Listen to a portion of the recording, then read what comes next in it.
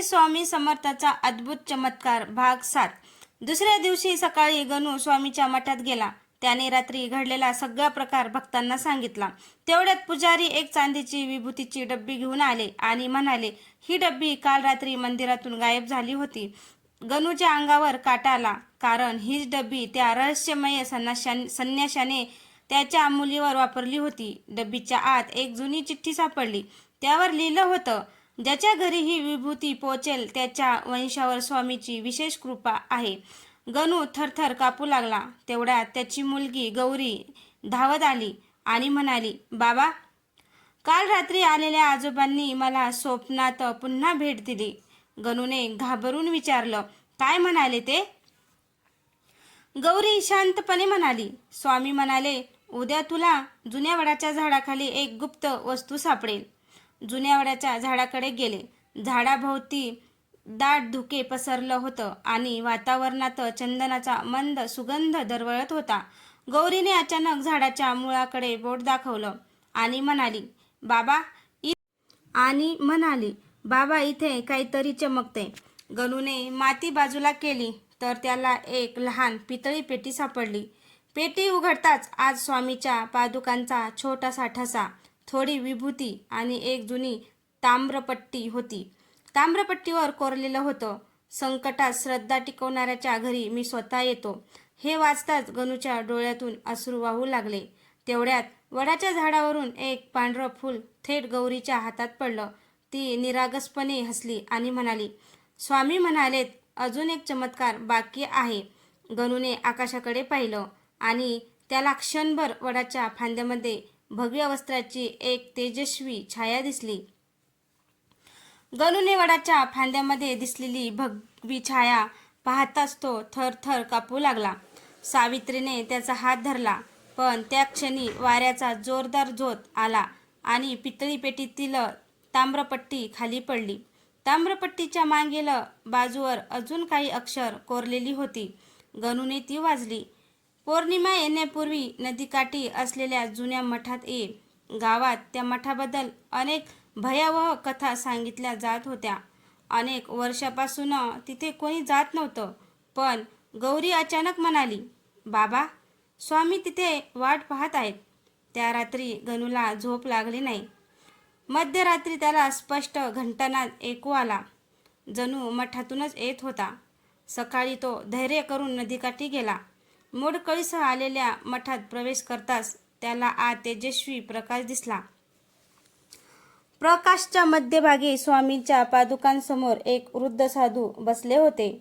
त्यांनी डोळे उघडून गणूकडे पाहिले आणि शांतपणे म्हणाले, उशीर झाला असता तर तुझ्या वंशाचं एक गुप्त कार्य अपूर्ण राहिलं असतं. गणू त्या वृद्ध साधूसमोर नम्रपणे बसला. साधूंनी स्वामींच्या पादुकावरती विभूती त्याच्या कपाळावर लावली आणि म्हणाले, तुझ्या पूर्वजांनी स्वामींची एक सेवा अधुरी ठेवली होती. गणू आश्चर्याने विचारू लागला, कोणती सेवा? साधूंनी मठाच्या भिंतीमागे लपवलेला एक दगडी कप्पा उघडला. आत एक जुना ग्रंथ, तांब्याची घंटा आणि स्वामींचं हस्तलिखित मंत्रपत्र होतं.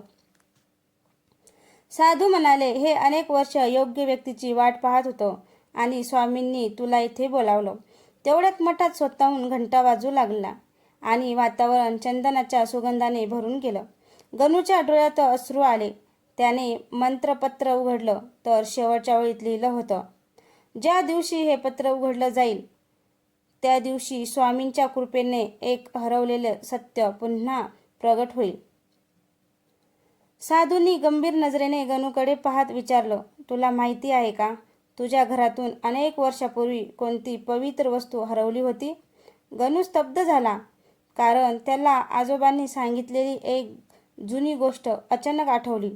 गणू काही क्षण शांत बसला आणि मग हळू आवाजात म्हणाला, आजोबा नेहमी सांगायचे की आमच्या घरात स्वामींनी दिलेला एक पवित्र रुद्राक्ष माळ होती, पण ती अचानक गायब झालेली होती. वृद्ध साधूंनी डोळे मिटले आणि गंभीर स्वरात म्हणाले, ती माळ चोरीला गेली नव्हती. तिला योग्य वेळ येईपर्यंत लपवण्यात आलं होतं. त्यांनी मठाच्या जमिनीवर त्रिशूळाच्या आकाराची खूण काढली. त्या ठिकाणी गणूने हात लावताच दगड हळू लागला आणि खाली एक लहान गुप्त कप्पा उघडला. कप्प्यात लाल वस्त्रात गुंडाळलेली रुद्राक्ष माळ आणि स्वामींच्या चरणधुळीने भरलेली छोटी कुपी होती. गणूच्या हातात माळ येताच त्याच्या शरीरातून एक विलक्षण उष्ण लहर गेली. तेवढ्यात मठातील दिवे स्वतः पेटले आणि घंटानाद जोरात घुमू लागला. साधू म्हणाले, स्वामींनी तुला ही माळ परत दिली आहे, कारण तुझ्या घरावर येणारं मोठं संकट आता जवळ आलं आहे. गणू गणू घाबरून विचारलं, कसलं संकट? साधूंनी थेट त्याच्या डोळ्यात पाहिलं आणि म्हणाले, पौर्णिमेच्या रात्री नदीचं पाणी वाढेल आणि त्या रात्री तुझ्या घरातील एका जीवांची परीक्षा होणार आहे. पौर्णिमेची रात्र जवळ येत होती आणि गणूच्या मनात भीतीचं वादळ उठलं होतं. तो रुद्राक्ष माळ हातात घेऊन सतत श्री स्वामी समर्थ जप करत होता. त्या रात्री आकाशात काळे ढग दाटले आणि नदीचं पाणी अचानक वेगाने वाढू लागलं. गावकरी घाबरून घराबाहेर धावू लागले. तेवढ्यात गणूला लक्षात आलं की छोटी गौरी घरात दिसत नाही. सावित्री रडत म्हणाली, ती थोड्या वेळापूर्वी नदीकाठी फुल आणायला गेली होती. गणू वेड्यासारखा नदीकडे धावला. पावसात त्याला दूर एका खडकावर उभी असलेली गौरी दिसली, पण तिच्या भोवती पाण्याचा प्रचंड प्रवाह होता. गणू पुढे जाणार इतक्या त्याच्या हातातील रुद्राक्ष माळ स्वतः हलू लागली आणि चंदनाचा तीव्र सुगंध पसरला. अचानक प्रवाहाच्या मध्यभागी भगव्या वस्त्रातील तेजस्वी आकृती क्षणभर प्रगट झाली. गौरी शांतपणे त्या आकृतीकडे पाहत होती, जणू तिला अजिबात भीती नव्हती. पुढच्या क्षणी नदीचा उग्र प्रवाह दोन भागात विभागल्यासारखा झाला आणि खडकापर्यंत जाणारी अरुंद वाट तयार झाली. गणू धावत जाऊन गौरीला मिठीत घेऊन परत आला. मागे वळून पाहिलं तर ती भगवी आकृती आकाशात विलीन होत होती. गौरी हसत म्हणाली, बाबा, स्वामी म्हणाले, भिवू नकोस, मी तुझ्या पाठीशी आहे. गौरीला सुरक्षित घरी आणल्यानंतर संपूर्ण गाव स्तब्ध झालं होतं. नदीचा प्रचंड प्रवाह अचानक दोन भागात कसा विभागला हे कुणालाच समजत नव्हतं. गावकरी एकच म्हणत होते, हा स्वामीचा प्रत्यक्ष चमत्कार आहे. त्या रात्री गणूने रुद्राक्षमाळ स्वामीच्या फोटोसमोर ठेवली आणि कृतज्ञतेने डोकं टेकवलं. मध्यरात्री त्याला पुन्हा घंटानाद ऐकू आला. डोळे उघडताच त्याने पाहिलं की रुद्राक्ष माळ हलक्या तेजाने चमकत होती. त्याचवेळी गौरी झोपेतून उठली आणि म्हणाली, बाबा, स्वामी मला पुन्हा बोलवत आहे. गणू घाबरला, पण गौरी शांत होती. ते म्हणालेत, उद्या सूर्योदयाच्या वेळी नदीकाठी ये, तिथे अंतिम सत्य प्रगट होईल. पहाटे गणू, सावित्री आणि गौरी नदीकाठी पोहोचले. पाण्याचा प्रवाह आता पूर्ण शांत होता. नदीच्या मध्यभागी काल जिथे भगवी आकृती दिसली होती तिथे एक छोटंसं दगडी शिवलिंग आणि त्यावर ठेवलेलं स्वामीचं भगवं वस्त्र दिसत होतं. गणू पाण्यात उतरला आणि वस्त्र हातात घेतलं. वस्त्राच्या घडीत एक छोटी चिठ्ठी होती. त्यावर लिहिलं होतं, ज्याने भीतीवर श्रद्धेने विजय मिळवला त्याच्या घरातून माझी सेवा पुढे चालू राहील. गणू, आता तू फक्त भक्त नाहीस, तू स्वामीच्या कार्याचा वाहक आहेस. हे वाचताच गणूच्या डोळ्यातून अश्रूंचा पूर आला आणि आकाशातून मंद घंटानाद पुन्हा घुमू लागला. गणूने ती चिठ्ठी वाचताच त्याच्या अंगावर रोमांच उभे राहिली. मी स्वामींच्या कार्याचा वाहक, तो थरथरत्या आवाजात म्हणाला. तेवढ्यात नदीकाठी उभे असलेले गावकरी एकामागून एक त्यांच्या चरणी पडू लागले, पण गणूने त्यांना थांबवलं आणि म्हणाला, मी साधा माणूस आहे, चमत्कार करणारे स्वामी आहेत. त्या क्षणी नदीच्या पाण्यातून एक तेजस्वी प्रकाश वर आला आणि त्या प्रकाशातून स्वामींच्या पादुकांचा स्पष्ट आकार दिसू लागला. गौरी आनंदाने ओरडली, बाबा, स्वामी आलेत. काही क्षणात तो प्रकाश हळूहळू आकाशात विलीन झाला, पण नदीच्या काठावर चंदनाचा दिव्य सुगंध दरवळत राहिला. गणूने भगवं वस्त्र डोक्यावर घेतलं आणि मनोमन प्रणाम केला. तेवढ्यात त्याला चिठ्ठीच्या मागे अजून एक ओळ दिसली. त्यावर लिहिलं होतं, 3 दिवसांनी अक्कलकोटला ये, तिथे तुला माझ्या गुप्त सेवकाची भेट होईल. गणू स्तब्ध झाला. स्वामी आता त्याला अक्कलकोटला का बोलावत होते आणि तो गुप्त सेवक कोण होता ज्याच्याकडे स्वामीच्या पुढच्या कार्याचं रहस्य दडलं होतं. 3 दिवसाने गणू, सावित्री आणि छोटी गौरी अक्कलकोटकडे निघाले. प्रवासभर गणूच्या मनात एकच प्रश्न घुमत होता. स्वामींचा गुप्त सेवक कोण असेल? अक्कलकोटमध्ये पोहोचताच त्यांना वटवृक्षाजवळ प्रचंड शांतता जाणवली. हजारो भक्त असूनही वातावरणात एक विलक्षण दिव्यता होती. गणूने स्वामीच्या पादुकावर डोकं टेकवलं. तेवढ्यात मागून एक वृद्ध फकीर शांतपणे म्हणाला, गणू, तू उशीर केलास. गणू दचकला, कारण त्याने आपलं नाव कुणालाही सांगितलं नव्हतं. फकीर त्यांना मठाच्या मागील जुन्या दगडी खोलीत घेऊन गेला. खोलीच्या मध्यभागी एक अखंड ज्योत तेवत होती आणि तिच्यासमोर स्वामींच्या हस्ताक्षरात लिहिलेली ताम्रपट्टी ठेवलेली होती. फकीर म्हणाला, ही ज्योत स्वामींच्या आदेशाने अनेक वर्षापासून जळत आहे. ती विझली तर अक्कलकोटवर मोठं संकट येईल. तेवढ्यात ज्योतीची ज्वाला अचानक जोरात हलू लागली आणि खोलीत चंदनाचा तीव्र सुगंध पसरला. गौरीने वर बोट दाखवत कुजबुजली, बाबा, स्वामी इथेच आहेत. गणूने वर पाहिलं आणि धुरांच्या तेजस्वी वलयात त्याला स्वामींचं स्पष्ट रूप क्षणभर प्रगट झालेलं दिसलं. धुराच्या तेजस्वी वलयात स्वामीचं रूप दिसताच गणूच्या डोळ्यातून अश्रू वाहू लागले. तो थरथरत पादुकांवर कोसळला. तेवढ्यात अखंड ज्योत अचानक मंद होऊ लागली आणि खोलीत विचित्र शांतता पसरली. वृद्ध फकीर गंभीर आवाजात म्हणाला, क्षण जवळ आलाय. गणू घाबरून विचारू लागला, कसला क्षण? फकीरने ताम्रपट्टी उचलली. तिच्या मागील बाजूवर एक गुप्त मंत्र आणि अक्कलकोटच्या जुन्या विहिरीचे चिन्ह कोरलेलं होतं. फकीर म्हणाला, या विहिरीखाली स्वामींच्या सेवेचं एक प्राचीन रहस्य दडलं आहे. ते तिघे मठांच्या मागील बंद विहिरीजवळ गेले. विहिरीतून मंद घंटानाद येत होता. जरी आत कुणीच नव्हतं. गणूने रुद्राक्ष माळ हातात घेताच पाण्यावर तेजस्वी प्रकाश उमटला आणि तळाशी एक दगडी पेटी दिसू लागली. फकीर हळू आवाजात म्हणाला, ही पेटी शेकडो वर्षापासून योग्य भक्तांची वाट पाहत होती. गणूने खाली हात घातला आणि पेटी बाहेर काढली. ती उघडताच आत स्वामीच्या चरणधुळीने भरलेली रेशमी पिशवी आणि एक चिठ्ठी होती. चिठ्ठीवर लिहिलं होतं, ज्याने ही पेटी उघडली त्याच्यावर आता हजारो भक्तांच्या श्रद्धेचं रक्षण करण्याची जबाबदारी आहे. हे वाचताच खोलीभर तेजस्वी प्रकाश पसरला आणि विहिरीच्या आतून कोणीतरी स्पष्ट आवाजात म्हणाला, गणू, अंतिम परीक्षा अजून बाकी आहे. विहिरीतून आलेला आवाज ऐकताच गणूच्या अंगावर काटा उभा राहिला. सावित्रीने गौरीला घट्ट मिठी मारली. वृद्ध फकीर शांतपणे म्हणाला, घाबरू नका. ही स्वामींची अंतिम परीक्षा आहे. तेवढ्यात दगडी पेटीतील रेशमी पिशवी स्वतः हलू लागली आणि तिच्यातून चंदनाचा तीव्र सुगंध दरवळला. गणूने पिशवी उघडली तर आत एक छोटी सुवर्ण पादुका आणि त्याखाली दुमटलेली चिठ्ठी होती.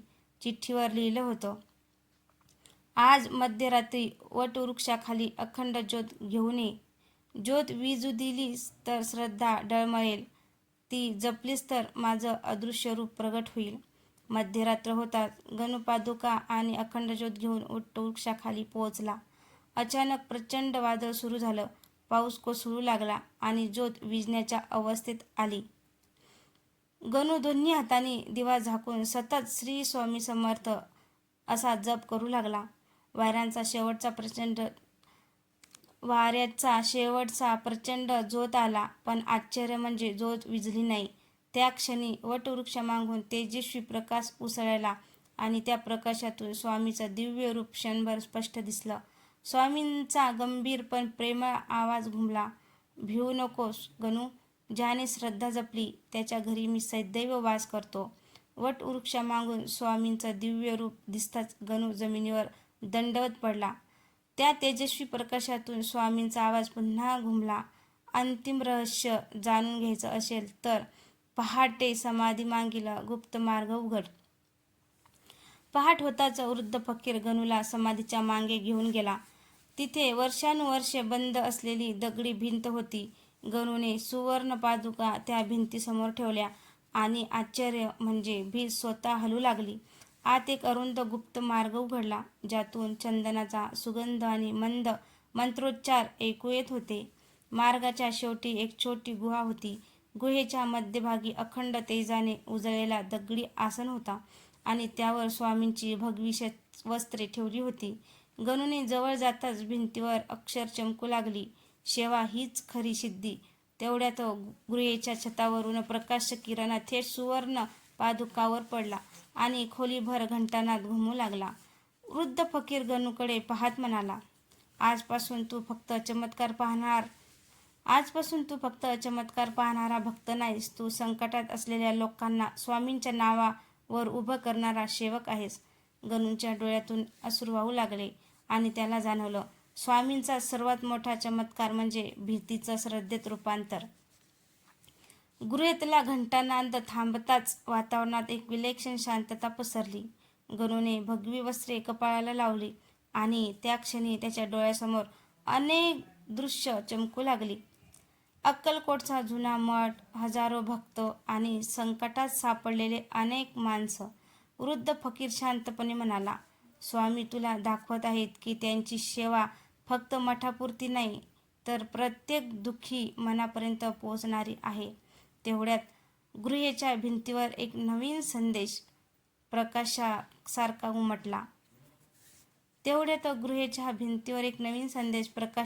उमटला.